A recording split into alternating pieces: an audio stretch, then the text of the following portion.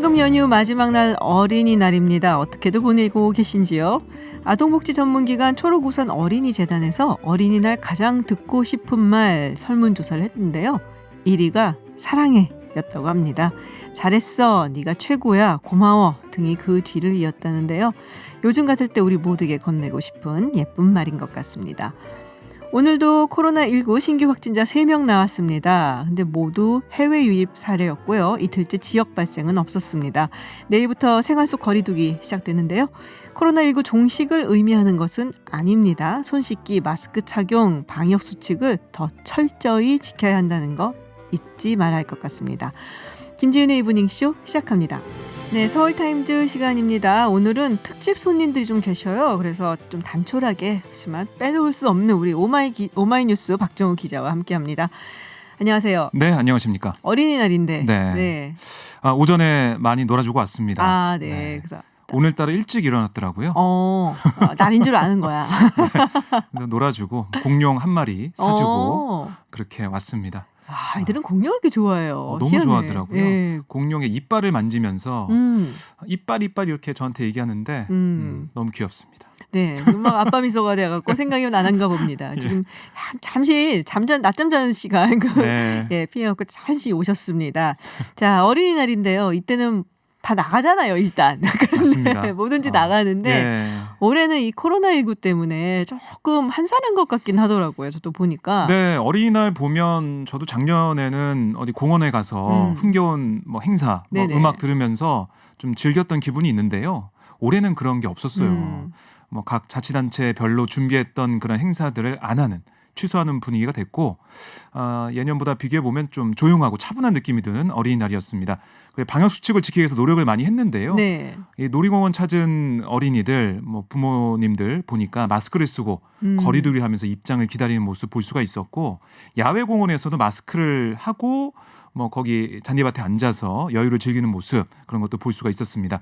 근데 오늘 날씨가 좀 비가 좀 맞아요. 내리고 어제 그랬잖아요. 좀 냈어요. 기온도 어제보다 내려가서요. 그러니까 실내, 그러니까 쇼핑몰이나 서점을 찾는 어린이들이 많았고, 뭐 저도 키즈 카페 가서 놀아주는 그런 시간을 가졌습니다. 네.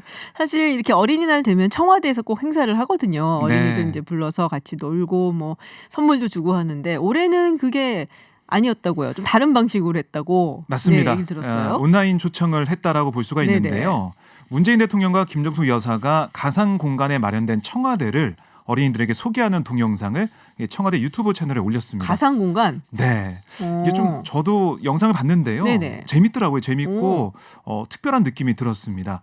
그러니까 이게 온라인 교육을 받던 어린이가 가상 공간에 구현된 청와대 내부로 순간이동을 해서 대통령 부부를 만나서 청와대를 여행하는 내용을 담고 있는 영상입니다. 그러니까 청와대 유튜브 가시면 볼 수가 있어요. 네네. 그러니까 이게 특히 이 소재가 마인크래프트라고. 마인크래프트 아세요? 당연히 알죠. 오, 모르실 줄 알았는데. 애들 있는 집은 다 알아요. 그 많이들 좋아하잖아요. 네. 아이들이. 그러니까 다양한 블록을 활용해서 가상의 세계를 건설하는 게임이잖아요. 네. 게임계의 레고라고 불리는데 이거를 활용해서 그러니까 어린이들이 화면을 통해서 가상의 청와대 공간에서 펼쳐지는 뭐 가수 지코의 아무 노래 국악 버전을 연주하는 군악대 환영 무대를 지켜보고, 또 청와대 본관 내부와 집무실, 지방관리본부 브리핑 현장, 뭐 지하철 방역 모습 등을 볼 수가 있습니다. 이게 마인크래프트로 다 제작이 돼 있어가지고 친근하게 다가오더라고요. 친근하겠죠. 네, 그러니까 아이들이 좋아할 것 같고요. 또 청와대 본관 계단에 전시된 김식 작가의 금수 강산도나 청와대에 사는 문 대통령의 반려묘 찡찡이 이런 모습도 등장을 합니다.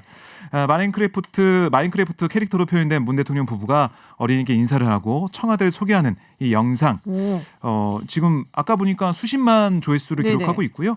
마지막에는 직접 영상 속에 이 문 대통령 부부가 등장해서 어린이날 축하 메시지를 남기기도 했습니다. 그럼 이게 마인크래프트 버전이라 그러면 이게 네모나게 이렇게 얼굴이 이렇게 되는 거예요?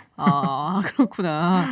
이 아이디어가 너무 좋더라고요. 그러네. 마인크래프트는 뭐 아이들이 한 번씩 다 거쳐가는 책도 있어요. 저희 집에 몇 권 있어요. 저희. 그래요? 네. 마인크래프트 보는 법 이거. 이거는 뭐 온라인 이런 어린이날 행사 이것도 좋았던 것 같습니다. 어떻게 보면 좋네요. 왜냐면은 이제 보통 청와대 행사하면은 이제 뽑혀가는 아이들이 있잖아요. 네. 근데 그에 비해서 이거는 뭐 아이도 갈 수 있고 뭐 어른도 볼 수 있고 그렇습니다. 뭐 이게 온라인이긴 하지만 그런 면에서 좀 뭐 흥미롭겠다라는 생각이 좀 들기는 합니다. 네. 자, 코로나19 국내 감염자는 없었고 해외 유입 접자만 이제 3명 오늘 그렇습니다. 확인됐는데 네. 사회적 거리두기가 오늘 종료가 돼요. 네. 예, 이 사회적 거리두기 종료를 앞두고 이 국내 감염자가 네. 그 어제 하고 뭐 그저께 기준으로 보면 그저께랑 어제 이틀 동안 발생하지 않았거든요.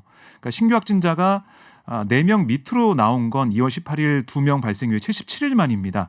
김강립 중앙재난안전대책본부 1총괄 조정관이 정례 브리핑에서 그동안 사회적 거리두기 성과를 평가해달라라는 질문에 현재 외국의 심각한 상황들을 견져볼 때 사회적 거리두기를 통해서 국민이 방역당국과 함께 만들어낸 구체적인 성과다라고 답을 했습니다. 그러니까 내일부터 시작되는 생활 속 거리두기에 관련해서는 일상생활과 사회경제활동을 보장하되 국민 개개인과 우리 사회 모두가 스스로 방역을 책임지는 방역 주체가 된다는 의미다.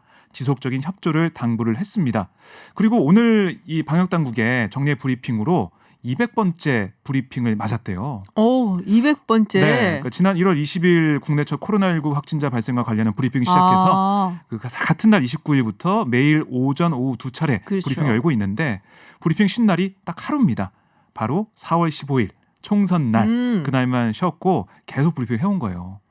뭐 뜻깊은 그런 브리핑 200번째 맞는 날이었고 그만큼 우리 방역 당국이 열일했다. 라고 볼 수도 있고요. 정은경 질본 그 본부장 그 모습이 처음과 지금 비교해 보면 너무 히어로예요, 많이 바뀌었구나 지금. 네. 라는 생각도 들고요. 그런데 한편 권영진 대구시장은 오늘 담화문을 통해서 지금 대구의 코로나19 상황은 전국적인 상황과는 달리 안심하고 생활 방역으로 전환할 수 없다라고 밝혔어요. 그러니까 대구는 계속해서 지금 좀 강화된 사회적 거리두기를 유지하겠다 이런 입장을 밝히고 있습니다. 뭐 지역마다 상황이 좀 다를 수는 있는데 뭐 대구가 워낙에 또 타격을 많이 받았었고 글쎄 뭐 푸는 것보다는 뭐 조심하는 게 낫다라고 생각을 해보죠. 뭐. 네. 아니, 권영진 시장이 좀 튀는 모습 그런 모습을 좀 오늘 볼 수가 있었습니다. 네. 뭐 말씀드렸다시피 더 조심하는 게 오히려 더 좋을 수도 있으니까요. 자, 근데 우리가 사실 코로나19 방역을 잘했다고 여러 이제 해외에서도 칭찬을 많이 받고 있는데 경제 성장률 부분에서 물론 안 좋습니다. 안 좋은데 그냥 상대적으로 봤더니 그래도 우리가 낫더라라는 보도가 나오고 있어요. 맞습니다. 1분기 국내 총생산 GDP 성장률이 전년 대비 마이너스 1.4%를 기록했어요. 마이너스니까 안 좋죠. 이게 글로벌 금융위기 당시 2008년 4분기 마이너스 3.3% 이후에 11년 3개월 만에 가장 낮은 수준입니다. 그런데 다른 나라 보면 미국의 올 1분기 경제 성장률 전년 대비 마이너스 4.8%를 기록했고요. 중국 경제도 1분기 성장률이 마이너스 6.8%예요. 안 좋죠. 그리고 유럽의 최대 경제국인 독일의 1분기 성장률도 마이너스 1.9%를 기록했고 EU의 3대 경제국 스페인의 1분기 성장률은 마이너스 5.2%, 이탈리아는 마이너스 8%였어요. 이탈리아 뭐 타격이 워낙 컸으니까 또. 그러니까 이게 또 우리나라가 잘한 게 뭐냐면 우리는 봉쇄 조치 안 했습니다. 안 하고 방역을 해가면서 경제를 유지했단 말이죠. 이런 면들이 이 수치로 나타났다라고 볼 수가 있습니다. 그러니까 외국의 경우는 이제 락다운이라는 얘기 쓰잖아요. 그거는 정말로 그야말로 봉쇄다. 그러니까 우리는 그래도 뭐 웬만하면 가지 말자 그래서 자발적으로 안 간 거지만 모임도 안 하고 식당 같은 것도 뭐 그렇다고 해서 거기를 못 가게 막거나 뭐 이러진 않았거든요. 그런데 거기는 뭐 배달을 한다든지 아니면 픽업을 한다든지 이런 거 외에 뭐 들어가서 먹는다든지 이런 건 아예 금지를 한 경우가 많았어요. 그래서 그런 면에서 봤을 때 좀 느슨하게 했는데 잘 이렇게 뭐 유지가 됐다는 거죠. 시민들이 잘 지켜주고 그래서 그런 면에서 경제 타격이 조금 덜하고 또 빨리 극복을 해서 좀 예전처럼 돌아가려는 뭐 그런 모습이 보이지 않나 그런 생각이 좀 드는 것 같아요. 그렇습니다. 그래서 어쨌든 종식은 아니니까 여전히 끝까지 우리가 좀 조심을 해야 된다라는 점은 강조를 좀 하고 싶습니다. 자, 이제 학교도 뭐 개학을 한다고 하고 뭐 아직 시간이 좀 남았습니다만은 개학할 때쯤에는 좀 더 더울 것이다라고 예상이 되는데 그렇죠. 마지막 이제 개학 일정이 6월 1일이잖아요. 네, 그러니까 덥겠죠. 더운데 학생들이 마스크를 쓰고 잘 생활할까 이런 의문을 계속 제기를 하더라고요. 그래서 방역 당국이 여러 가지 계획 검토를 좀 하고 있습니다. KF94, 뭐 N95 같은 방역용 마스크, 숨쉬기 어려운 그런 뭐 이 효과는 좋지만 이런 거 대신 덴탈 마스크, 얇은 거 있지 않습니까? 치과용 마스크 이런 얇은 마스크를 사용하는 것도 가능하다라고 보고 있어요. 이렇게 된다면 그나마 학생들이 좀 더 견딜 수 있지 않을까라고 생각을 하고 있고요. 에어컨 얘기 저희가 어제 했었는데요. 네. 이것도 좀 계속 방역 당국이 전문가들과 논의하고 있다고 합니다. 에어컨을 안 틀면 사실 힘들죠. 안 돼요. 수업이. 근데 또 우리 때 내가 가면 에어컨이 어디 있어요. 선풍기 달아줘도 저희 고맙다고 때는 했는데. 선풍기였습니다. 그러니까요. 그래도 요새는 뭐 또 날씨가 그래도 또 많이 더워졌어요. 예전보다. 네. 우리 때보다 지금 뭐 30도 넘어가는 게 뭐 그냥 네. 온난화도 예. 진행이 됐고 네, 그래서 아마 에어컨 같은 경우는 틀어야 되지 않을까 저는 개인적으로 생각을 합니다. 알겠습니다. 자, 재난지원금 이야기를 해볼게요. 이게 뭐 지역 맘카페에서 이런 얘기가 올라왔다라고 네. 소식이 들어와 있는데 이런 이제 지원금을 뭐 돌봄 쿠폰이라든지 아니면 지원금이라든지 네. 지역 내에서 쓰잖아요. 그렇습니다. 근데 동네 마트에서 물건 가격을 올렸다. 이게 믿을 수 있는 소식인지 모르겠지만 또 화제가 됐어요. 예, 그러니까 경기도의 한 지역 맘카페에 따르면 한 카페 회원이 재난지원금 사용 가능한 마트 가격을 올려놨네요라는 제목의 글을 올렸더라고요. 그러니까 재난지원금 받은 돌봄 쿠폰 사용에 가능한 마트에 갔더니 뭐 이 조금씩 가격을 올려놨고 근데 여기가 자주 가던 곳이라 알겠다. 왜냐하면은 처음 가는 곳이라면 가격을 모르겠지만은 계속 가던 곳이라서 정말 올렸네라는 내용을 올린 거예요. 이렇게 최근 지역 맘카페, 지역 온라인 동호회 등에서는 동네 마트 물가가 부쩍 뛰었다는 얘기가 적잖게 눈에 띄고 있습니다. 두부가 원래 한 모에 4,500원이었나요? 아니면 가자미 2마리 12,000원 했었는데 막 5,000원 됐다. 이런 내용이 올라오고 있는 거예요. 뭐 저용점이나 반찬 가게도 올렸더라고요. 뭐 이런 사례를 공유하면서 아쉬움을 토로하고 있습니다. 두부 한 번 4,500원 좀 비싼데? 예. 그러니까 이 동네 물가 급등의 원인이 재난지원금을 노린 일부 비양심적인 상인들의 상술이 아니냐. 이런 지적, 우려가 계속 나오고 있습니다. 왜냐하면 다른 지역에서 못 쓰니까. 그렇죠. 정해진 그런 네. 마트지 않습니까? 쓸 수 있는 데가. 그렇기 때문에 올리는 게 아니냐 이런 지적이 나오고 있습니다. 글쎄 뭐 장사 하루 이틀 하는 것도 아닌데 이런 네. 거 좀 양심적으로 해주셨으면 하는 생각이 좀 그렇습니다. 많이 그래서 드네요. 뭐 이런 내용이 계속 나오니까 이재명 경기도지사는 재난기본소득을 받은 도민이 지역 화폐를 사용하면 뭐 수수료 명목이나 물건값으로 돈을 더 요구하는 바가지 수준이라는 제보가 있다면서 지역 화폐를 차별하면 가맹점 자격을 제한하겠다 이런 경고도 하고 있습니다. 자, 김정은 위원장 건강 이상설 뭐 네. 한참 뭐 핫했었는데 어쨌든 모습을 드러냈고, 근데 북한에서 이와 관련해서 우리 남측의 네. 그 보수 언론 비판을 많이 했다. 예, 그런 얘기가 비판이 안 나오다가 오늘 나왔더라고요. 네. 북한 대외 선전 매체 메아리가 이렇게 기사를 냈습니다. 남조선에서 가짜 뉴스 성행, 보수 언론은 앞장 뭐 이런 제목의 기사인데요. 남조선에서 날로 성행되고 있는 가짜 뉴스가 사람들을 혼돈 상태에 빠지게 하고 있다라고 지적을 했습니다. 그러니까 현재 남조선 보수 세력들은 유튜브를 비롯한 인터넷 방송들을 대대적으로 내오고 표현의 자유라는 미명 아래 현 당국의 불리한 가짜 뉴스를 퍼뜨리는데 열을 올리고 있다라고 주장을 했고요. 뭐 특정 언론사까지 거론하면서 보수 언론이 가짜 뉴스를 마치 사실 자료인 듯 꾸며 내보내 사람들이 어느 것이 진실이고 어느 것이 가짜인지 식별하지 못하는 형편이다라고 주장하기도 했습니다. 근데 뭐 다만 최근 불거졌던 김 위원장의 건강 이상설을 겨냥한 것인지에 대한 직접적인 언급은 없었습니다. 글쎄 뭐 알겠는데 네. 북한에서 언론의 자유 얘기를 한다니까 이건 뭐지? 약간 그런 생각이 좀 들기는 합니다. 네. 네. 거기서 이런 얘기를 할 그런 상황은 아닌 그렇게 것으로. 볼 수도 있겠네요. 네. 자, 오늘 프로야구 네. 개막했습니다. 그렇죠. 네. 무관중이지만. 저도 보다 왔습니다. 그랬어요? 네. 오. 재밌더라고요. 무관중인데도. 네. 그러니까 사실 좀 아쉬운 면도 있었죠. 왜냐하면 이 흥겨운 응원 소리, 그러니까요. 그리고 신난 표정의 관중들, 그거 보면서 그다음에 관중들이 이 드시는 모습, 치맥을 하시는 모습 을 보면서 저도 같이 먹곤 했는데 오늘은 좀 조용하고 차분하더라고요. 차분하게. 네. 근데 어쨌든 오늘 뭐 시원하게 꽂히는 강속구 또 담장 밖으로 넘어가는 홈런포 보면서 정말 시원했습니다. 근데 이게 보면 우리나라만의 관심이 아니에요. 해외에서 맞아요. 난리가 났습니다. 네. 그러니까 이 스포츠 채널, 미국 스포츠 채널 ESPN 같은 경우는 오늘부터 해서 하루에 한 경기씩 생중계를 합니다. 우리 경기를요? 네. 오늘 삼성과 NC의 경기를 생중계했는데, 근데 이게 생중계하니까 미국은 새벽이잖아요. 그렇죠. 동부 시간은 1시인가 그런데 맞아. 지금은 뭐 지금 완전 새벽이죠. 완전 새벽이죠. 네. 뭐 그런 상황에서도 생중계를 하고 그다음에 하이라이트 이런 거 영상도 계속 낸다고 해요. 그만큼 관심이 높고 뭐 미국의 누리꾼들도 뭐 이 두산 같은 경우는 미국으로 치면 양키스다. 하나는 뭐 노열스다 뭐 이런 얘기를 하면서 비교를 많이 해놨어요. 그만큼 관심이 높아졌습니다. 아, LG는 뭘까? 여러 가지 해놨는데 예, 여기서 각 팀별로 비교를 해놨고 네. 그리고 일본 같은 경우도 일본 스포츠 채널이 우리 경기를 또 2경기씩 생중계를 하고 이런 상황이 됐습니다. 그만큼 세계의 주목을 받는 그런 우리 프로야구 자부심을 가져야 될 것으로 보이고요. 뭐 보면 오늘 무관중이었지만은 어린이 팬 시구자가 2명이 네네. 야구장을 찾아서 시구를 하기도 했는데 재밌었던 시구가 KT 홈 개막전에 시구를 맡은 이라온 군이 야구공을 던진 게 아니라 야구공 형태의 대형 투명 워킹볼 안으로 들어가서 이게 투명 막 큰 공 안에 들어가가지고 굴러 이렇게 한 거예요? 뭐 걸어간 거예요. 아, 그럼 우리 투수 마운드에서 홈플레이트까지 뭐 그런 모습도 눈을 뭐 사로잡았고요. 근데 한 가지 또 뉴스가 있었는데 이 기아와 키움전 진행되다가 19분 정도 중단이 됐어요. 왜요? 그러니까 야구장 주변에서 2층짜리 세탁소 건물이 불이 탔습니다. 아이고. 화재가 발생해가지고 그 연기 때문에 중단되는 그런 일도 있었습니다. 그리고 하나 LG 팬이시잖아요? 누가 그래요? 아니신가요? 무슨 말씀을 그렇게 하세요? 나 두산 팬이에요. 두산 팬이셨군요. LG 말씀하셨군요. 두산 팬인데 LG 팬이라니.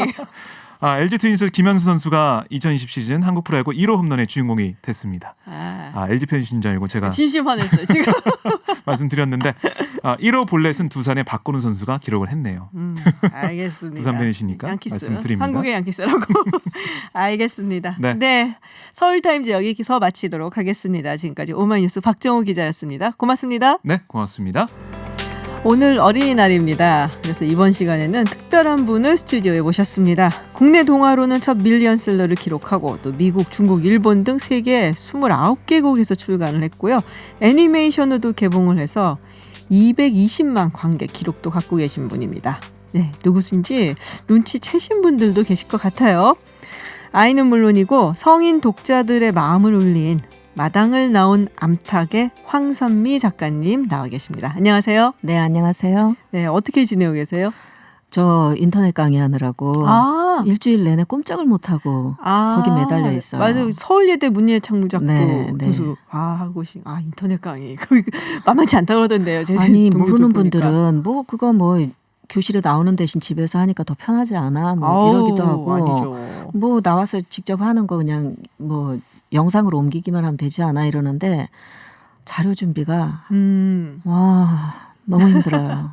그리고 앞에 누가 있고 없고 되게 차이가 나거든요. 처음에는 하얀 모니터를 보면서 하니까 너무 틀리더라고요. 그리고 녹음을 해보니까 제가 습관적으로 쓰는 말들이 너무 많았다. 모니터링 하시니까. 네, 그것도 좀 이상하더라고요. 그렇군요. 어쨌든 인터넷 강의 때 굉장히 바쁘다는 말씀하셨는데 마당을 나온 암탉 벌써 20주년이 됐어요. 출간한 지. 네, 20주년 됐습니다. 저도 우리 아이들이 그 책 읽고 그랬던 기억인데 물론 저희 아이가 읽은 책은 완전히 그림책 같은 거였거든요.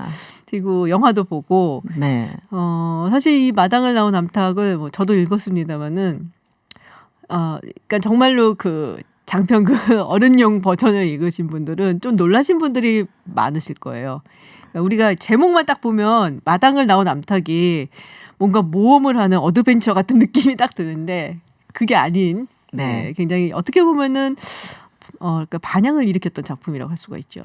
처음에는 부정적 시각이 되게 많았었고 그리고 이걸 뭐 어떻게 구분을 해야 되느냐 이게 우화냐 아니면 뭐 판타지 동화냐 이렇게 그거를 나누려고들 많이 했었는데 저는 좀 이상했어요. 저걸 왜 굳이 저렇게 나누려고 하나 그냥 이야기로 읽으면 될 것을. 그리고 주인공이 죽으니까 이거 동화로서 너무 잔인하다. 애들한테 좋지 않은 영향을 미칠 것이다. 이렇게 쓰면 안 된다. 많은 그런 비판적 시각이 있었습니다. 아니 뭐 창작물인데 이렇게 쓰면 안 된다라는 얘기까지 그게 있어요? 아동문학에 대해서 좀 아직도 좀 편견이 좀 있어요. 긍정적 영향을 줘야 된다. 근데 죽었으니까 부정적이다. 이렇게 단순하게 구분을 짓는 거죠. 권선징악 뭐 이런 얘기도 좀 들어가 줘야 되고. 네, 주인공 반성해야 되고. 맞아요. 이게 뭐 기념판, 특별판 이제 2권이 이제 20주년 맞아서 나왔다 그러던데요. 특별판은 어떤 거예요? 옛날에는 그 김한영 선생님 그림을 이제 커버를 달리해가지고 똑같이 썼어요. 그런데 지금 그 성인판본의 그림을 새롭게 그렸어요. 그래서 먼저 그려주신 그 그림도 되게 좋았는데 새로운 그림은 또 사실 부담이 많이 크셨대요. 이미 자리를 잡은 그림을 새롭게 그린다는 거에 대해서. 그렇죠. 마당을 나온 암탉하면 딱 떠오르는 게 있거든요. 그래서 부담스러우셨는데 반응들이 굉장히 좋아요. 아, 네. 그렇군요. 저는 이제 옛날 거를 읽어서 그리고 만화 영화도 사실 봤기 때문에 자, 이제 마당을 나온 암탉 뭐 아이들을 이제 좀 키우신 분들은 이 한 번씩은 다 거쳐가는 책이기도 했거든요. 그래서 아시겠지만 제가 뭐 스포까지는 할 수 없고 그래도 아직까지 못 읽으신 분들도 계시기 때문에 근데 이게 이제 닭장 그 양계장이라고 해야 되죠. 거기로 네. 벗어나온 잎사귀의 이야기잖아요. 네네. 그래서 잎사귀의 뭐 모험이라고까지 말을 해야 되는지 아니면은 본인의 어떤 뭐 모성애나 혹은 자신을 찾아가는 그런 동화라고 저는 생각을 했어요. 사실 소설에 가깝다라고 생각을 했어요. 쓸 때부터 저는 네. 이걸 소설이라고 생각하면서 썼어요. 이 모양을 그렇게 사람 아이 하나도 등장 안 해요. 맞아요. 초록머리만 잠깐 아이, 예. 나왔을 뿐이지. 그렇게 금방 크고. 사실 어른 얘기인데 상상할 때는 어른 이야기 어른들의 움직임이라든가 이제 자기 극복이라든지 그 뭐 이루어야 되는 어떤 소망이라든지 이런 거에 대해서 썼는데 아이를 등장시켜서 쓰게 되면 너무 어른 이야기 같을 것 같아서 동물로 싹 바꾸고 나니까 조금 더 접근이 쉬운 그런 모양이기는 했거든요. 그래도 다 읽고 나면 이게 사람 얘기라는 걸 누구나 다 아니까 그렇죠. 예, 아이들한테 좀 너무 넘친다. 이런 얘기도 좀 있었고. 그래서 약간 이제 아이 버전을 읽히긴 했거든요. 애들한테는. 근데 지금 저희 큰애는 중학교 3학년인데 어른 버전은 이제 물론 읽었고 그리고 얘기를 하는데 저는 굉장히 와닿았던 작품이긴 해요. 아유, 감사합니다. 예, 그러니까 이 잎사귀라는 그 주인공이 그냥 뭐랄까 아주 원대한 사회 변화를 일으키겠다 혁명적인 꿈을 꾸는 존재도 아니고 그렇죠. 어떻게 보면 굉장히 나약하기도 하고 바로 옆에 있는 사람 같기도 하고 나 같기도 하고 근데 굉장히 강인하단 말이에요. 비주류. 예, 네. 맞아요. 그래서 굉장히 좋아했어요. 그래서 아 뭔가 이렇게 확 와닿는 것이 있다라는 생각 굉장히 많이 했었거든요. 네, 그 인물을 동일화하는 분들이 많거든요. 네. 읽고 나서 그런 사실은 슈퍼맨이나 이렇게 대단한 인물을 하나 설정을 했으면 공감이 좀 어려웠을 그렇죠. 텐데 나도 저럴 수 있었고 맞아요. 또 어떤 모습은 꼭 나 같고 이러다 보니까 많은 분들이 그랬습니다. 잎사귀 꼭 나 같아. 그래서 이제 자기 모임 이름을 그렇게 하는 경우도 있었고 아이디를 뭐 잎사귀라고 하는 경우도 있었고 그래서 도메인 등록했잖아요. 아, 그랬어요. 출판사에서 했어요. 아, 실제로 닭집 이름을 마당을 나온 암탉이라고 이렇게 한 분이 계셨어요. 그래서 네네. 누가 사진을 찍어서 보내줘가지고 이건 안 되겠다. 그러네요. 장치가 하나 필요하다 해서 오래전에 그렇게 했습니다.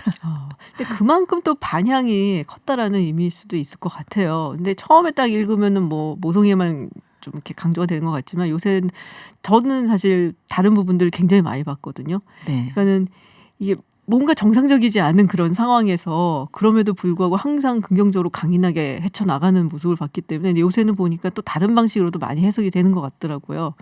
뭐 잎사귀가 이제 초록머리를 뭐 품어서 뭐 세상에 나오게 하는 부분이라든지 뭐 여러 가지 부분들이 네. 그래서 그 당시면 20년 전이면 뭐랄까 좀 이렇게 정말 지금도 사실 마찬가지지만 이렇게 주류에서 바라봤을 때 완전히 그 사각지대에 있는 사람들의 이야기 같다라는 생각을 했는데 네. 그거 다 고려하고 쓰신 거였죠? 당연히 그렇게 네. 했죠. 어차피 주인공 자체가 주인공 감으로는 안 맞아요. 뭐 동물을 등장시킨다고 해도 뭐 주인공 되려면 사자, 호랑이 정도는 돼야 되고 뭐 예쁜 애로는 토끼나 다람쥐도 있는데 닭을 주인공으로 해서 얘기를 쓴 또 삐쩍 말른 그 경우도 없었고 영화 만드시는 분이 고민을 많이 했던 경우 닭 머리 조그만데 거기다 눈 그리고 표정 그리고 해야 되는데 얘한테 어떻게 표정을 넣어야 되는지 모르겠다. 그 고민을 이제 보는 사람은 그냥 보지만 그분은 그것까지 이제 고민을 했죠. 근데 저도 이 닭을 주인공으로 할 때 제 머릿속에는 진짜 닭이 돌아다녔거든요. 뭐 일러스트레이터가 그림 그려주니까 이미지가 나중에 오기는 했지만 네네. 저는 진짜 닭이 돌아다니고 진짜 개가 보이고 이렇게밖에 상상을 할 수가 없었거든요. 근데 뭐 그럼에도 얘는 주인공감으로 제가 믿어야 돼요. 얘가 주인공이야. 계속 이렇게 자기 체면을 걸지 않으면 안 되는 정도의 되게 볼품없는 인물이라서 그래서 이거 소설이야. 계속 그런 생각도 했었고 얘한테 이런 거 줘야 돼. 그런데 얘를 주인공으로 만들어 주려면 조연들이 잘해줘야 돼요. 네네 맞아요. 네, 걔네들이 역할을 해줘야 되기 때문에 얘들도 엄청나게 신경을 썼고 그러다 보니까 하나하나 사연을 줘야 하니까 네. 다 스토리가 있었죠. 아. 필요한 스토리가 처음부터 있었는데 나중에 그 연극하시는 분이 그 고민을 제일 먼저 하셨어요. 민들레 극단의 그 연출을 하시는 분이 처음에는 잎사귀를 주인공으로 해서 이야기를 풀어갔다가 다음번에 늙은 개를 중심으로 하고 네네. 근데 뭐 이번에는 뭐 나그네 입장으로 나그네로. 하고 이렇게 그래서 아. 제 고민을 조금씩 이해를 주시는 것 같아요. 근데 그만큼 또 캐릭터가 다 살아있다라는 네. 그런 이야기가 또 될 수도 있는데 지금 청취자분 중에 3297님께서 연극으로 작품을 보셨다고 이제 네네. 문자가 지금 왔습니다. 네, 지금 올해 20주년 맞은 마당을 나온 암탉을 쓰신 황선미 작가님과 이야기 나누고 있습니다. 해외도 출간됐었잖아요. 네. 네, 반응이 무지하게 좋았죠? 네, 그렇기는 한데 제가 외국 독자를 만날 일은 그렇게 많지는 않아요. 네. 가서 좀 무슨 행사가 있어야 직접 좀 이렇게 만나고 그럴 텐데 한 5번, 6번 정도밖에는 못 본 것 같아요. 그러시구나. 지난주에 이제 신간이 나왔습니다. 네. 제목이 나에게 없는 딱 3가지. 네. 이게 이제 또 쌍둥이 남매 이야기인데 좀 소개를 좀 해주시죠. 네, 딱 3가지. IQ 나쁘고요. 얼굴 안 따라주고요. 뭐 그런 소소한 것들 그나마도 없다 이거예요. 대단한 걸 바라는 거 아닌데 그나마도 없는 그래서 성격 좋은 애로 포장하고 살고 있는데 사실 집에서는 쌍둥이 오빠한테 밀리고 교실에 가면은 공부 잘하는 애가 이쁘기까지 하고 뭐 이러니까 나는 성격 좋은 애로 남아있기로 포장을 많이 사실은 상처가 많은 애죠. 근데 그 이야기가 결국은 쌍둥이도 세대 차이 나고 제일 가까이 있는 사람이 제일 스트레스를 주는 거고 그런 부대낌에 대한 이야기입니다. 그렇군요. 약간 좀 그런 걸 봤어요. 이제 가족으로 인해서 받는 상처. 네. 그러니까 가장 중요한 관계가 사실은 가족과의 관계고 이게 본인의 평생의 자존감 그걸 그렇죠. 살아가는 데 힘이 되는 거잖아요. 네. 근데 그게 잘 지켜지지 않는 말씀하셨던 것처럼 가장 가까운 사람들한테 상처를 많이 받고 그러면서 인생이 좀 힘들어지고 제일 날 네. 것으로 만나서 그런 것 같아요. 민낯으로. 포장할 필요가 하나도 없다 보니까 좋은 거는 더 좋게 보이지만 나쁜 거는 정말 나쁘게 보고 이렇게 아주 극단적으로 보는 게 가족이라는 이름을 쓰고 만나는 그러니 더 조심 안 하잖아요. 그렇죠. 네. 네, 그래서 약간 대비가 된 느낌이었어요. 그러니까 마당을 나온 암탉의 잎사귀 같은 경우는 누가 봐도 볼품없다라고 볼 수 있는데 자존감은 정말 충만하다고 봤거든요. 이렇게 네. 단단하고. 네. 근데 이 나에게 없는 딱 3가지에 나오는 이제 주인공 여자아이 미주 같은 경우는 다 보기 괜찮고 그런데 본인의 자존감이 점점 네. 쪼그라드는 모습. 한 번도 칭찬 받아본 적이 그러니까요. 없으니까 그리고 칭찬을 받아볼 만한 뭐가 없으니까 그 음악 줄넘기 하나라도 좀 그거라도 좀 하고 싶은데 그것도 못하게 하니까 그건 논다. 그건 노는 거다. 그걸 뭐 돈 내고 하냐. 이렇게 보는 이제 넉넉한 가정이면 그거라도 해줬을 텐데 그건 또 사는 형편이 그러다 보니까 왜 노는 걸 돈 내고 하느냐. 줄넘기는 노는 것 정도로 생각을 하기 때문에 그것도 통하지 않아서 힘들어하는 그런 상황. 그럼 뭔가 이제 가족 관계, 뭐 가족이라든지 특히 뭐 형제의 관계, 뭐 부모와의 관계, 또 친구들과의 관계 이런 관계에 대해서 이야기를 좀 하고 싶었다라고 느껴져요. 네. 이 책에서는. 그리고 뒷부분에도 사실 그런 부분들이 조금 네. 나오기도 하고. 그래서 어떻게 생각을 하세요? 이 가족과의 관계라든지 친구와의 관계. 아이 생활의 전부죠. 아이한테는 학교가 사회고 그렇죠. 가정이라는 게 첫 번째 사회였고 거기에서 유치원으로 가고 유치원이 또 다른 사회였다면 이제 학교로 갔으면 조금 더 큰 사회고 그러다 보니까 이 관계라는 건 아이가 느낄 수 있는 어린 시절의 사회 전부인 셈이거든요.